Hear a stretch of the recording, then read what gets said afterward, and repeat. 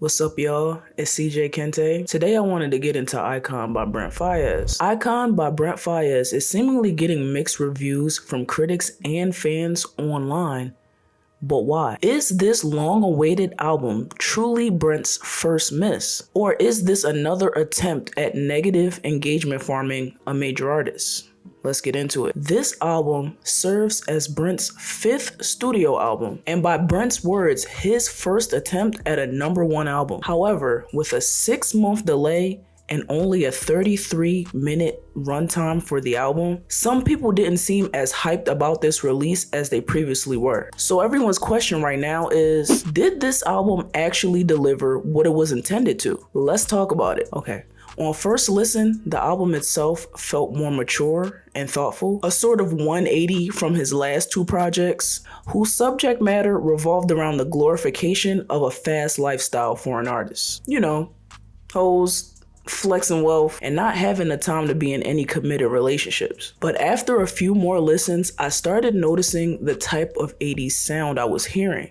On tracks like The World Is Yours and Pure Fantasy, I could hear inspiration from New Edition, Mint Condition, and even Prince. It's when I realized, yes, what I'm hearing is very 80s coded, but not the type of 80s sound these pop girlies are going for right now. This is the soulful R&B/pop that many of our families grew up on, which is why I guess I felt like I've heard it before. Sonically, this album lives in the 80s, early 90s. However, songs like Four Seasons and the bonus tracks serve as a callback to Brent's most previous projects, cause I could hear these songs being on Wasteland or Larger Than Life. This album leans heavily into an atmospheric sound, where the focus seems to be creating a mood instead of telling a compelling story. The production feels very spacious but layered, with a lot of reverb and common vocal effects that Brent is known for using, like his high-pitched tones and his lower-pitched tones. Instead of grabbing your attention off rip, this album feels like it's slowly pulling you in, especially with the opening track, White Noise,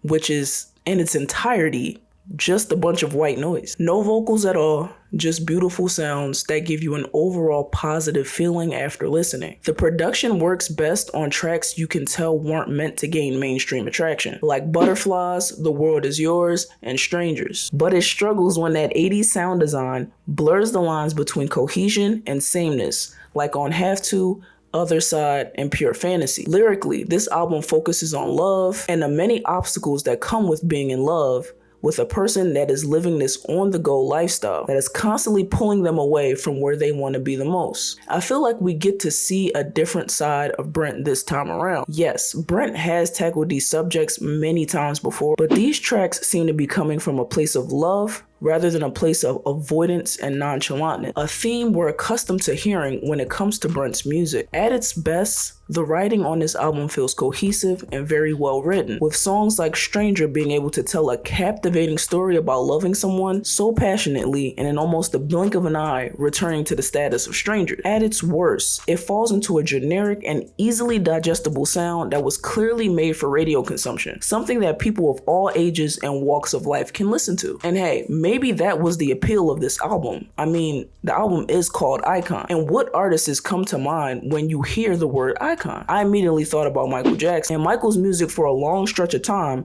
was very digestible to everyone's ear, no matter your race or your color. The standout tracks for me were The World Is Yours and Vanilla Sky, because we get to see Brent tackle topics that are not his usual subject matter. We expect Brent to talk about his relationship with a bunch of women, the luxury items he's brought over time, and his busy agenda. What we rarely get to see though is a peek into his thought process of random daily occurrences. Let's use Vanilla Sky for an example. Brent asks the audience, what makes you truly happy? Questions that can make a person think instead of something that people can just sing along to. Brent will randomly drop a song like this ever so often, like on his track Show You Off. I remember hearing this track and being like, damn, I wish he would make shit like this more often. My biggest issue with this album is it feels like a blatant attempt at trying to top the Billboard charts. Let me explain. This album feels like an attempt at following that 80s pop formula that many pop artists like Doja Cat and Sabrina Carpenter are using right now. While many Brent fans, including me, were anticipating a soulful R&B album,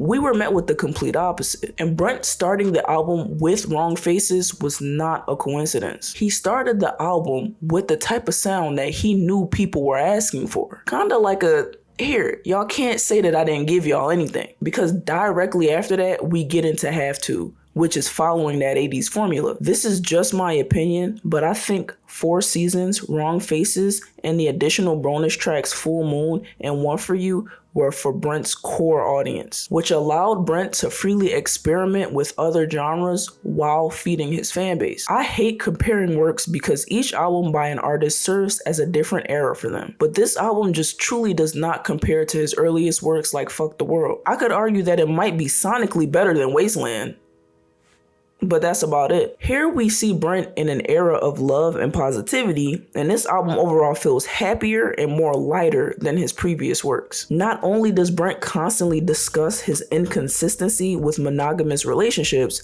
he also sprinkles a little bit of mental health struggles throughout his singles.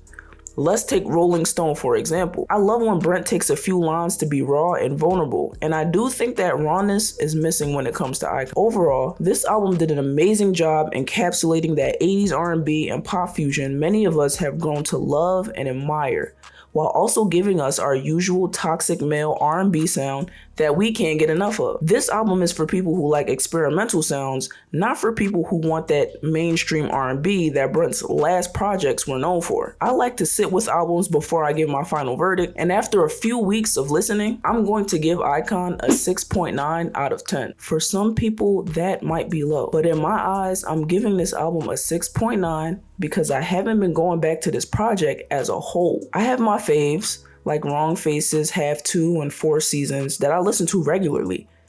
But there are some tracks that are decent but have not left a lasting impression on me. Pure Fantasy being an example. But don't get me wrong, Pure Fantasy has some amazing layering, vocals, and overall sound, yet I still don't find myself really latching onto that song. Did you give Icon a listen?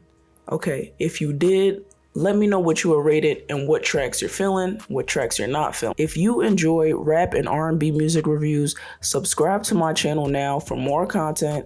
Thank you for tuning in, and be safe.